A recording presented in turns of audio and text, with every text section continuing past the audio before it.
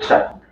I am POOVARASAN. I completed my BE Computer Science Engineering in the Powai College of Engineering with the CGPA of 7.8, and I joined the PYSPIDERS in the month of April, and it's totally 4 rounds. First round was online. In there, they're going to check with your communications and MCQs and for some codings. And second round was aptitude. And third round was it's fully technical face to face.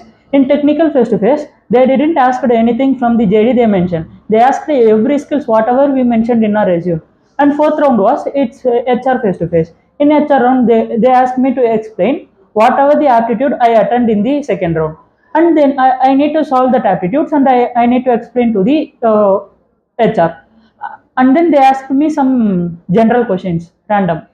That's it about the interview, and I like to thank Sridhar sir, Kashi sir, who have taken some groomings and taken the classes for me, and groomed me in the Python and data analytics. I like to thank our HRs who added me for the requirements.